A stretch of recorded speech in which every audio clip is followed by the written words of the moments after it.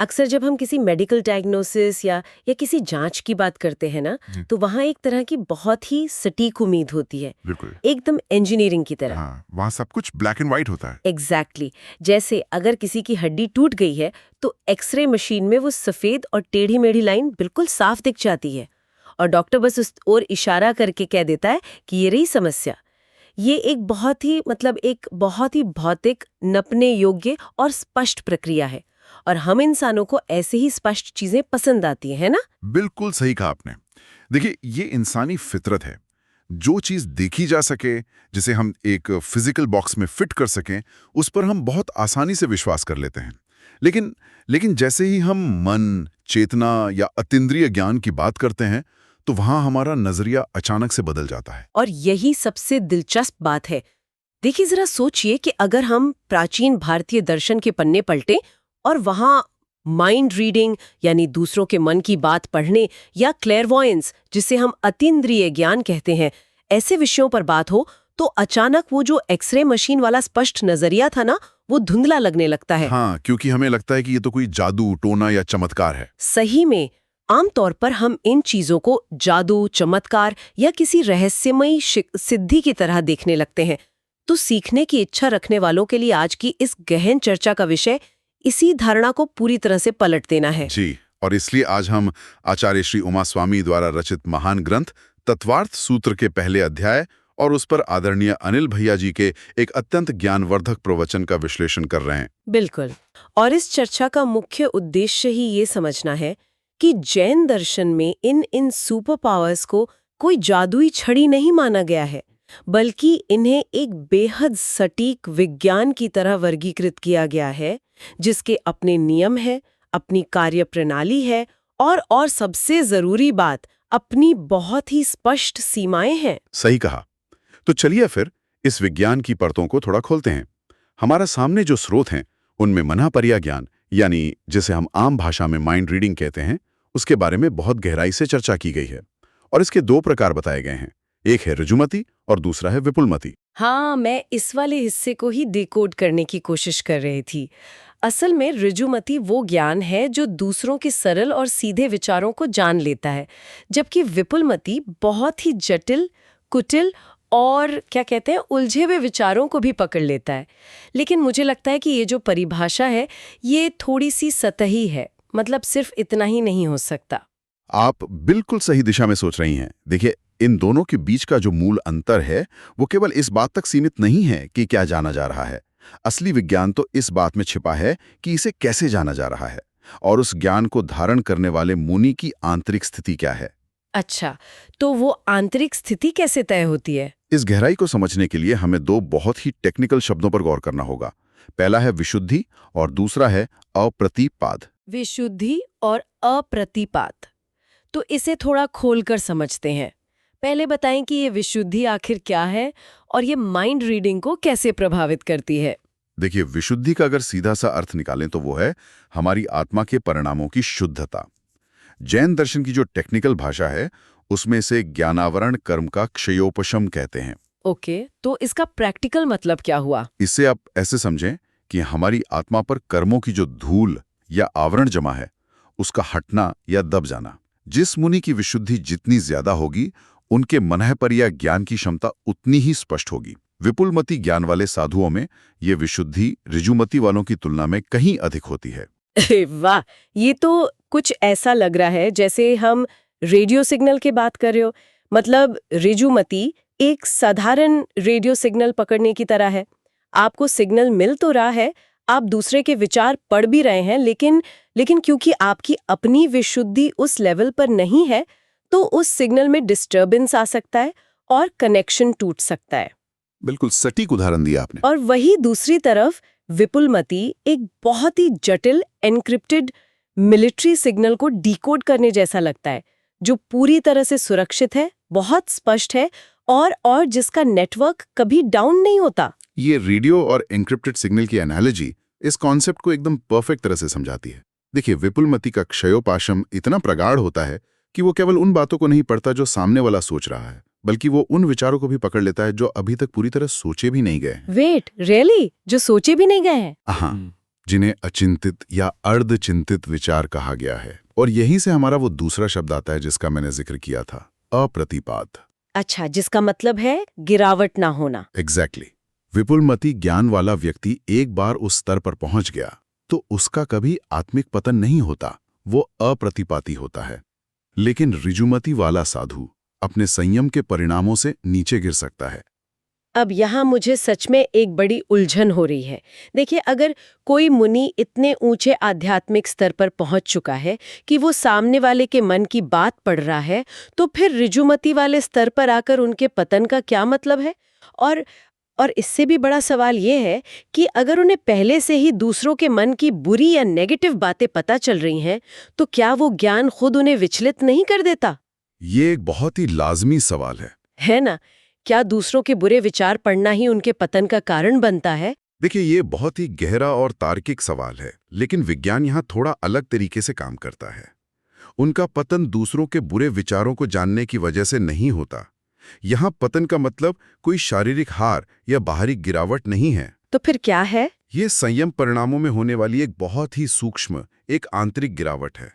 और इस गिरावट का एकमात्र कारण उनके खुद के कषाया होते हैं। कषाया? यानी वो क्रोध, मान, माया और लोभ जैसी भावनाएं। ठीक कहा। हालांकि जो मुनि इस स्तर पर होते हैं, उनके कषाया हमारे और आपके जैसे मोटे या उग्र नहीं होते हैं। उनके अंदर संज्वलन कषाया का बहुत ही सूक्ष्म उदय होता है। इसे आप एक बिल्कुल शांत झील में उठने वाली एक बहुत ही बारीक लहर की तरह समझ सकते हैं। अच्छा, मतलब बहुत ही माइनर सा डिस्टर्बेंस। बिल्कुल। जब वो सूक्ष्म कषाय उत्पन्न होती है तो उनकी अपनी आंतरिक विशुद्धि में कमी आ जाती है। आपका वो जो रेडियो सिग्नल वाला उदाहरण था ना, वहां कनेक्शन बाहर के शोर से नहीं टूटता, बल्कि रिसीवर के अंदर की किसी इंटरनल टेक्निकल खराबी से टूटता है। अरे वाह, ये तो बहुत ही गहराई वाली बात हो गई। तो यानी हमने देखा कि दूसरों का मन पढ़ने जैसी महान शक्ति पूरी तरह से इंसान के आंतरिक संतुलन और उसके कषायों के शमन पर निर्भर करती है। सारा खेल अंदर का ही है। लेकिन ये बात मुझे एक और कॉन्ट्रडिक्शन की तरफ ले जाती है। वो क्या? अगर अंदर इतनी बड़ी उथल-पुथल या इतनी महान उन्नति चल रही है, तो क्या उस व्यक्ति को खुद इसका पता होता है? क्योंकि हमारे जो स्रोत हैं वो इस बारे में एक बहुत ही चौंकाने वाला दावा करते हैं। हाँ, मैं समझ रहा हूँ आप किस तरफ इशारा कर रही हैं। असल में ये इस पूरे विषय का सबसे बड़ा सरप्राइज है। देखिए, ज्ञान होना और उस ज्ञान का या अपनी खुद की स्थिति का अनुभव होना, ये दो बिल्कुल अलग-अलग बातें हैं। इंसान को अपनी ही आध्यात्मिक स्थिति और उपलब्धियों का हमेशा ज्ञान नहीं होता। पर ये कैसे हो सकता है? मेरा मतलब है, अगर कोई इंसान आध्यात्मिक रूप से इतना उन्नत है कि वो दूसरों के मन की सबसे गहरी और छिपी हुई बातें पढ़ सकता है, तो वो अपनी ही शक्तियों से या अपनी आंतरिक स्थिति से अनजान कैसे हो सकता है? ये थोड़ा अजीब नहीं लगता? बाहरी नजर से देखने पर यह अजीब जरूर लगता है, लेकिन इसे समझने के लिए आदरणीय भैया जी के प्रवचन में कुछ बहुत ही शानदार और रोजमर्रा के उदाहरण दिए गए हैं। जैसे एक डॉक्टर का उदाहरण लीजिए। एक बहुत ही काबिल डॉक्टर है, लेकिन उसके अपने ही पेट में किडनी की कई पथरियां बन गई हैं। राइट। अब जब तक उसे कोई दर्द ना हो या वो खुद अपनी सोनोग्राफी करके ना देखे, तब तक उसे पता ही नहीं चलता कि उसके अपने शरीर के भीतर क्या पल रहा है। ये तो बिल्कुल सच है। और सच कहूं तो प्रवचन में वो रिटायर्ड जज साहब वाला किस्सा मुझे सबसे ज्यादा विजुअल और मजेदार लगा। हाँ, वो बैंक अकाउंट वाला। हाँ, उन जज साहब के बैंक खाते में सरकार द्वारा किसी पुरानी पेंडिंग पेंशन या किसी अरियर के रूप में करीब 9,34,000 रुपए ट्रांसफर कर दिए गए। उनके फोन पर मैसेज भी आया, लेकिन क्योंकि उन्हें इसकी उम्मीद ही नहीं थी, उन्होंने उसे स्पैम समझकर इग्नोर कर दिया। बिल्कुल। महीनों तक वो पैसा उनके खाते में पड़ा रहा। जब तक उन्होंने बैंक जाकर अपनी पासबुक प्रिंट नहीं करवाई, उन्हें अपनी ही इस लाखों की संपत्ति का कोई अंदाजा ही नहीं था। ये सच में बहुत अजीब और फनी भी है। तो ये कहानी उस आध्यात्मिक बैंक अकाउंट को समझने का सबसे बेहतरीन जरिया है। आध्यात्मिक दुनिया में भी बिल्कुल ऐसा ही होता है। विष्णु कुमार मुनि का एक बहुत प्रसिद्ध उदाहरण है। उनके पास विक्रिया रिद्धि आ गई थी, यानी एक ऐसी सुपर पावर जिससे वो अपने शरीर का रूप, आकार और स्वरूप बदल सकते थे। अच्छा। लेकिन आपको जानकर हैरानी होगी कि उन्हें खुद लंबे समय तक पता ही नहीं था कि उनके पास ऐसी कोई शक्ति है। ओह वाओ, ये तो मार्वल की किसी सुपर हीरो फिल्म की तरह लगता है, जहां हीरो को अचानक एहसास होता है कि अरे, वो तोड़ भी सकता है। लेकिन लेकिन मुनिराज को इसका पता क्यों नहीं चला? क्योंकि उनका उपयोग यानी उनका जो ध्यान था वो उस दिशा में था ही नहीं। उनका पूरा फोकस अपने पुरुषार्थ, अपनी साधना और संयम का पालन करने पर केंद्रित था। सिद्धियां या सुपर पावर्स हासिल करना उनका लक्ष्य था ही नहीं, इसलिए उनका ध्यान उस ओर गया ही नहीं।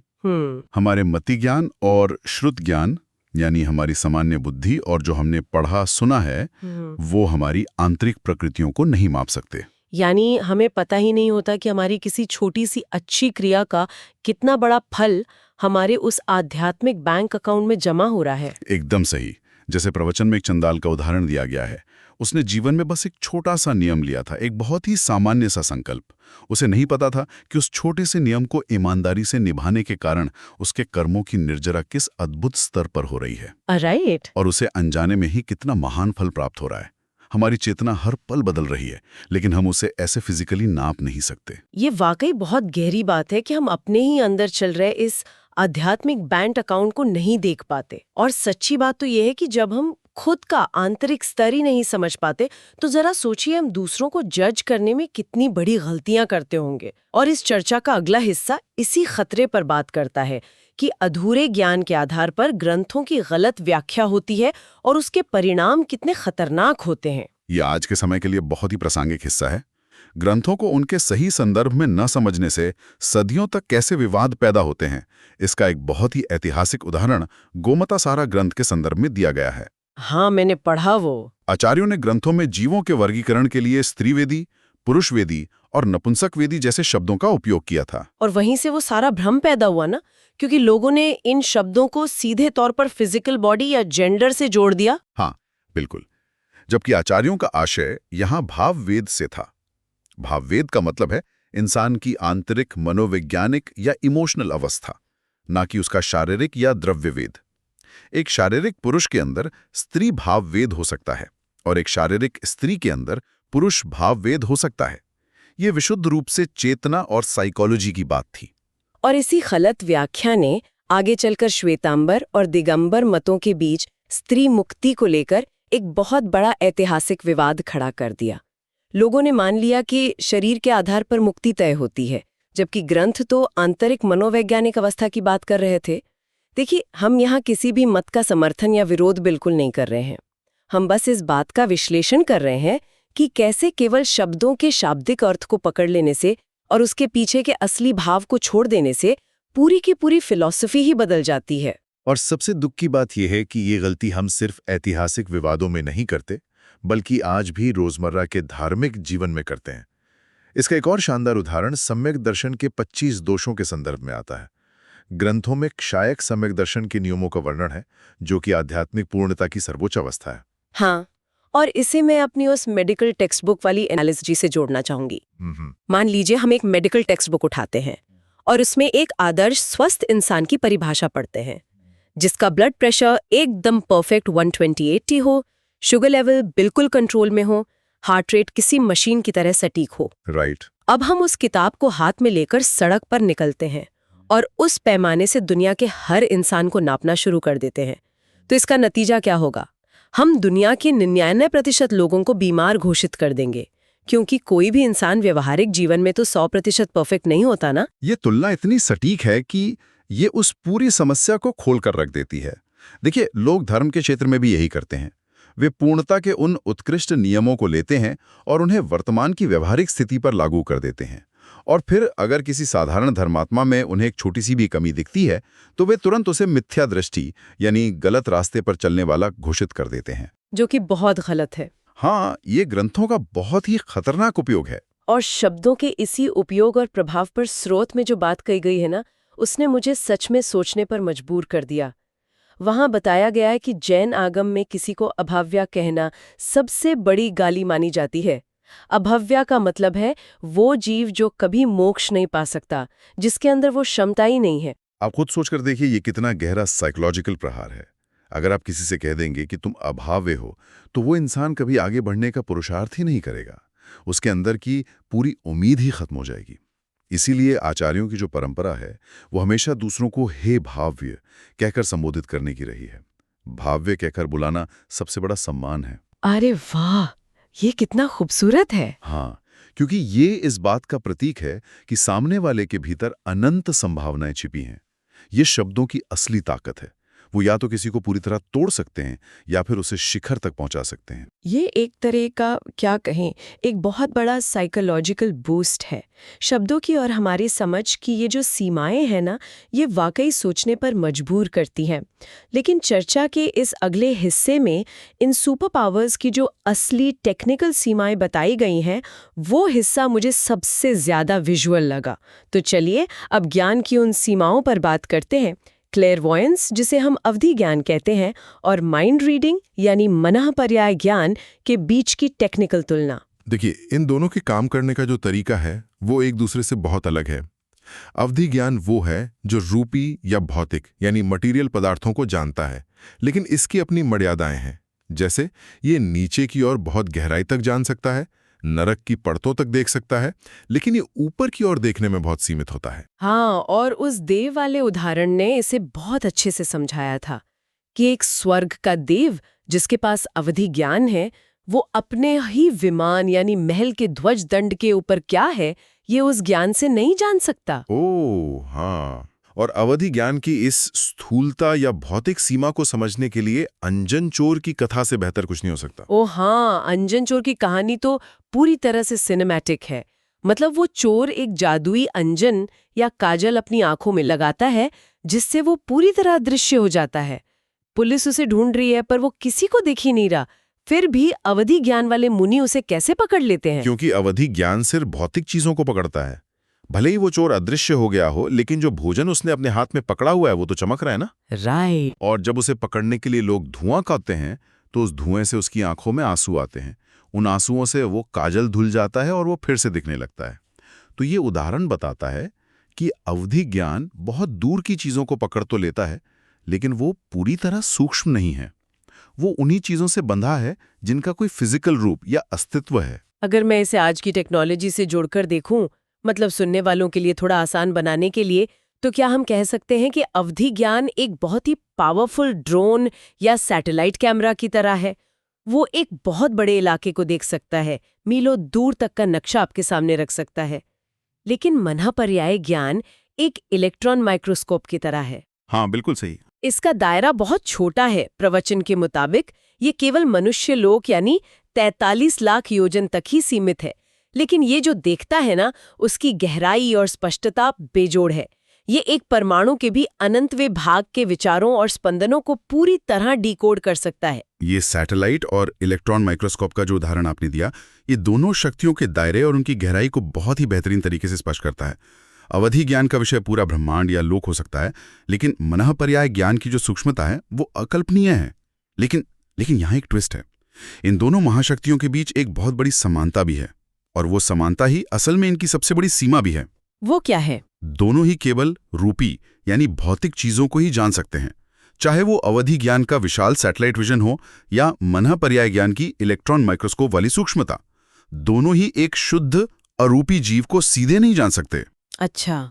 वे एक सिद्ध भगवान को नहीं देख सकते, और तो और वे किसी इंसान के अंदर के असली भाव को, कि वो भव्य है या अभव्य, उसे सीधे तौर पर नहीं पकड़ सकते। वे सिर्फ शरीर, कर्मों के भौतिक आवरण और मन में चल रहे उन स्पंदनों को ही पढ़ते हैं जिनका कोई न कोई भौतिक अस्तित्व है। ये तो सच में दिमाग घुमा देने वाली बात है। तो अगर हम हमारी इस पूरी गहन चर्चा के मुख्य बिंदुओं को एक साथ समेटें, तो हमने देखा कि जैन दर्शन और प्राचीन ग्रंथों ने इन अतीन्द्रिय शक्तियों को बस ऐसे ही महिमा मंडित करके नहीं छोड़ दिया। उन्होंने बाकायदा उनकी बहुत ही वैज्ञानिक और सटीक सीमाएं तय की हैं। चाहे वो ज्ञान कितना भी बड़ा क्यों ना हो, चाहे अवधि हो या मनःपर्याय, अगर उस ज्ञान को धारण करने वाले के अंदर कषाय की एक छोटी सी लहर भी उठती है, तो उसका पतन निश्चित है। बिल्कुल। और इसके साथ ही हमने ये भी सीखा कि हमें कभी भी अपने अधूरे और सीमित ज्ञान के आधार पर ग्रंथों की गलत व्याख्या नहीं करनी चाहिए। किसी भी धर्मात्मा की एक छोटी सी कमी देखकर उसे मिथ्या दृष्टि या अभाव्य कहकर उसका मनोबल नहीं तोड़ना चाहिए। असल में हमारी उपलब्धियां हमारे उस छिपे हुए बैंक अकाउंट की तरह हैं, जिसमें हमारा बाहरी दिखावा नहीं बल्कि हमारा आंतरिक पुरुषार्थ ही हमारी असली जमा पूंजी है। सही कहा। तो इस चर्चा को खत्म करते हुए मैं सुनने वालों के लिए एक ऐसा विचार छोड़ना चाहती हूँ जो हमारे उस शुरुआती एक्सरे वाले हुक से जुड़ता है। सोचिए कि दुनिया की जो सबसे बड़ी सुपर पावर्स हैं, चाहे वो पूरे ब्रह्मांड को एक्सरे की तरह आर पार देखने वाला अवधि ज्ञान हो या इंसान के मन के सबसे गहरे राज पढ़ने वाला मना पर्याय ज्ञान, ये सब केवल भौतिक या अरूपी चीजों तक ही सीमित है। ये दोनों ही एक शुद्ध रूप रहित आत्मा को देखने में पूरी तरह अक्षम है। ये सच में एक बहुत बड़ा विरोधाभास है और जीवन का एक बहुत बड़ा सत्य भी।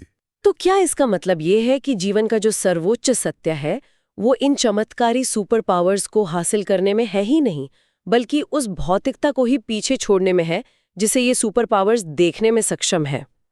शायद असली ज्ञान ज्यादा चीजों को देखने या दूसरों का मन पढ़ने में नहीं है, बल्कि उस भौतिकता से परे जाने में है जहां कोई रूप ही न बचे।